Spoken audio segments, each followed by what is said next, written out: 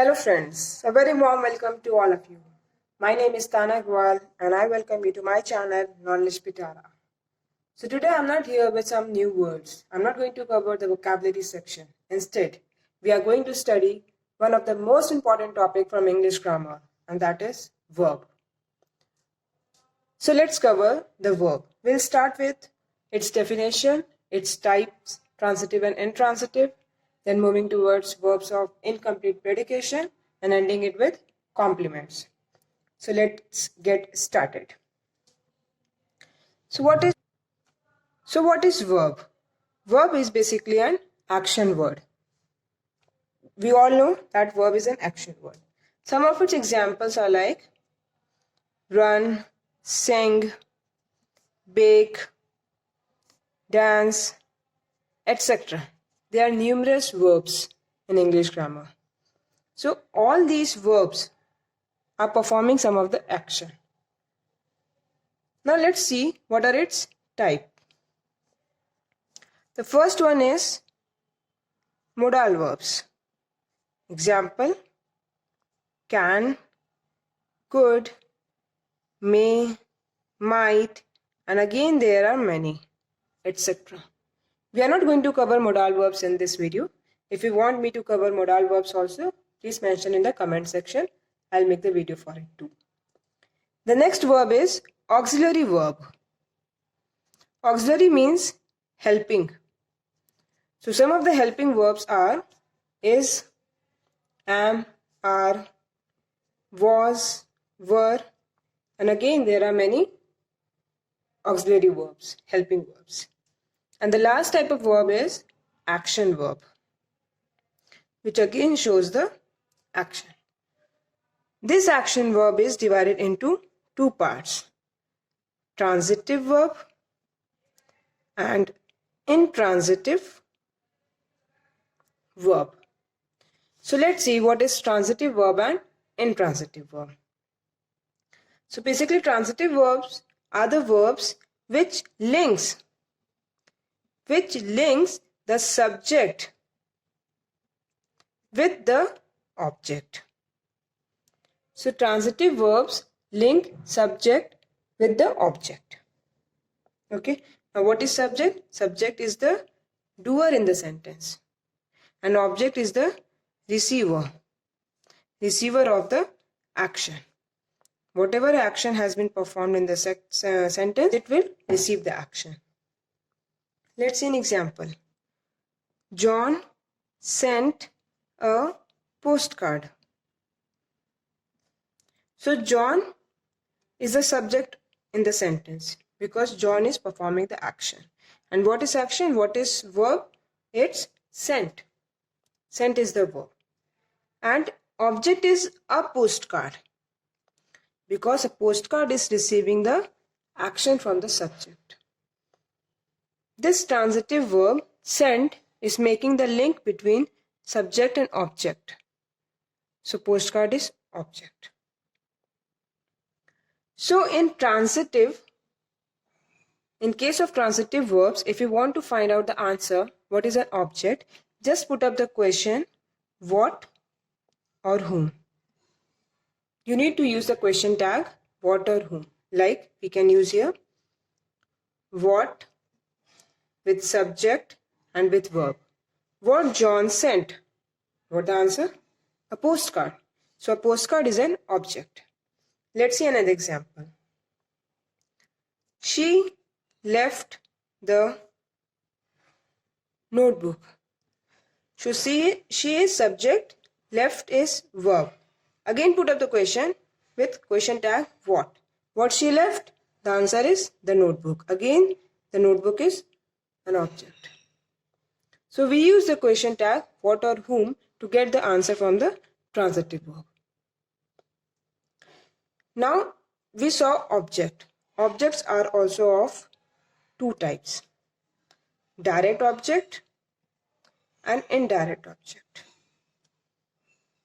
Okay, direct object and indirect object. To get the answer for direct object, we ask the question what or whom, and to get the answer for indirect object, we'll use the question tag for or to whom, for or to what. So if we get answer from these question tags, then that is indirect object, and if we get answer from these question tag, that is direct object. Let's see an example of this. Dan made her a cake. Dan made her a cake. So we know Dan is subject, made is verb. Now put up the question. What? What Dan made? A cake. So cake is direct object. For whom Dan made? For whom Dan made a cake? For whom Dan made a cake? Her. So her is indirect object. And what Dan made? It's a direct object. A cake is a direct object and her is an indirect object. So it's clear about direct and indirect object? Okay. Now we'll study intransitive verb. So what is intransitive verb? Intransitive verbs are the verbs which do not form the link between subject and object, or we can say it does not have any direct object. Intransitive verb do not have a direct object. Okay, example, let's say the boy laughs loudly. So here verb is laugh, subject is the boy. The question tag which we used in transitive verb was what. What for direct object or whom for direct object. So let's use that question tag to form the question. What the boy laughs? No, we didn't get the answer. Whom the boy laughs? Again we didn't get the answer. So this is an intransitive verb. How we'll get the answer for intransitive verb? We'll use the question tag how. How the boy laughs loudly. Next example is the train stopped suddenly. Again the stopped is verb. The train is subject. Put up the question. How the train stopped? Suddenly. So this is an intransitive verb. Clear? There are some verbs which are always intransitive.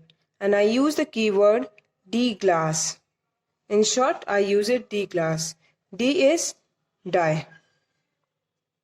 G is go. L is lie. A is arrive. S, another S, sneeze.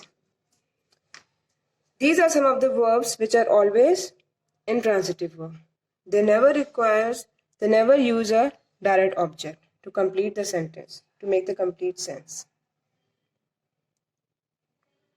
Like if I say, please arrive soon. So there is no direct object. So arrive is an intransitive verb. So let's move towards the verbs of incomplete predication. If something is incomplete, then there might be something which is complete. So complete means verb of complete predication, which makes the complete sense. If I say birds fly, so this fly verb does not require any other word to make the complete sense. Birds fly, no other words required. So this is verb of complete predication. Fire burns. Again, this is verb and no need to add any other word to make the complete sense. These two words makes the sentence complete. So this is the verb of complete predication. Now what about complete predication? If I say Steve looked. What Steve looked? It's not clear. It's incomplete. So this verb is incomplete. Incomplete verb. So we need to add another word, that is Steve looked, say, angry. Steve looked angry. This makes the sentence complete. So this verb, looked, is the verb of incomplete predication. There are some verbs which are again always verbs of incomplete predication. Like I gave them a shortcut key, SABB, SAB. S seems, A appear, B being, another B becoming. These four verbs. And next 5 verbs are, first sense organ is eyes, through which we look. Second is nose, we smell. Next is tongue, we taste. Next is ear, we hear. And the last is skin, we feel from it. So these 1, 2, 3, 4, 5, 6, 7, 8, 9. These 9 verbs are always the verb of incomplete predication, because they always require another word to complete the sentence, to give the meaning to the sentence. That's why they are always the verb of incomplete predication. Always. Let's look at example. Tony tasted. Taste. Tony tasted. What Tony tasted? We don't know. But if we can add the word like Tony tasted hurriedly, so it's making a complete sense. I felt tired. I felt. If we read till here, I felt. What I felt? We don't know. But when we add the word tired, it is completing the sentence. I felt tired. So these verbs are the verbs of incomplete predication. But you notice the words which we are adding here also has a name. And these are called the complement. So complement are the words which completes a sentence.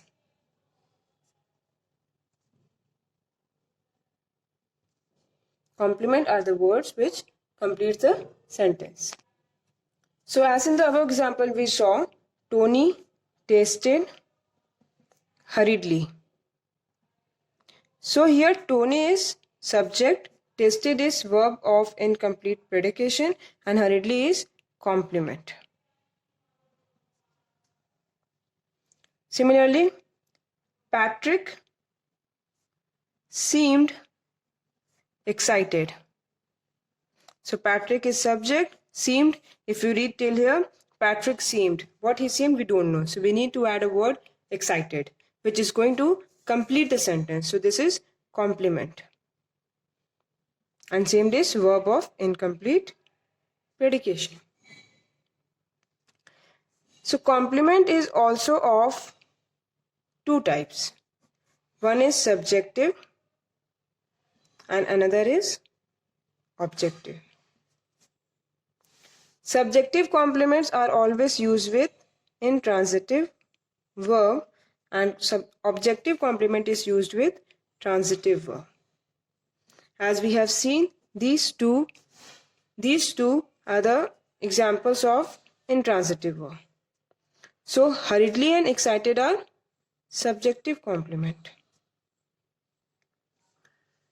So the definition of subjective complement is that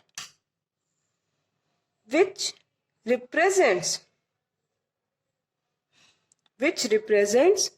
subject.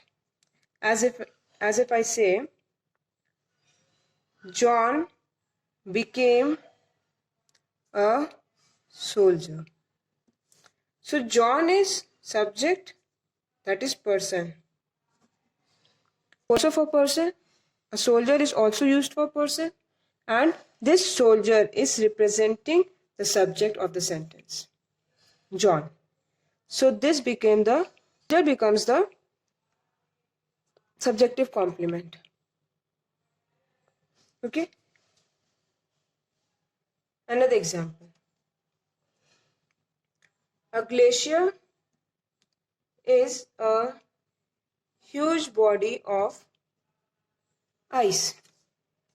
A glacier is subject. Is intransitive verb. This is also intransitive verb. And a huge body of ice. This is representing the subject. Both are same. Glacier is used for a huge body of ice and a huge body of ice is used for glacier. So both are same. So this becomes the subject complement. And now what is objective complement? Objective complement is always used for transitive verb. Let's see an example. They chose him leader. So they is subject, chose is transitive verb.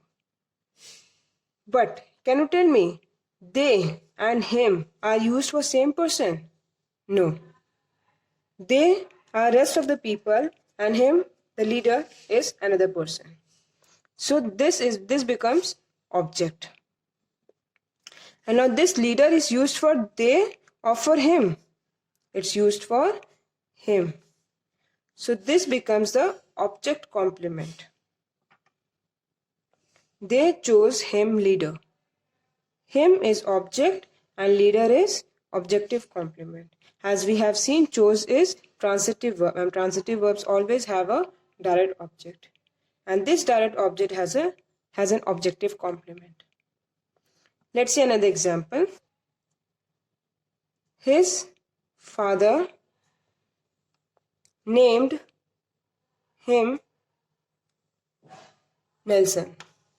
Okay, so his father is subject, named is transitive verb. If there is transitive verb, then there will be object.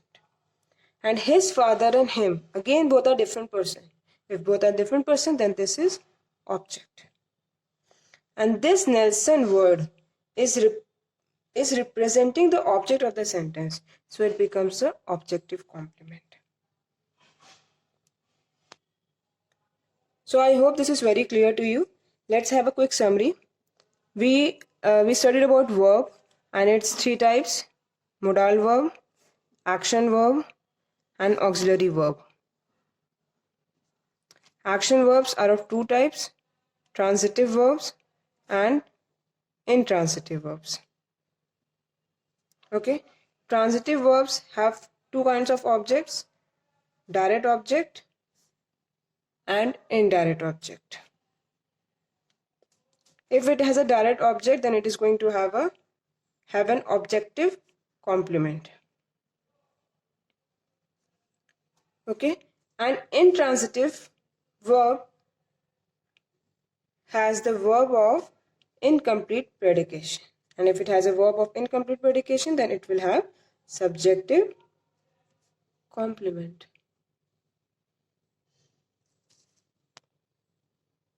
Okay, fine. So this is the summary of today's topic, today's video. This is the end of the verb topic. I hope this video is really informative and helpful to you. Please share it among your friends so that they can also be benefited from the video. Please like the video and subscribe the channel.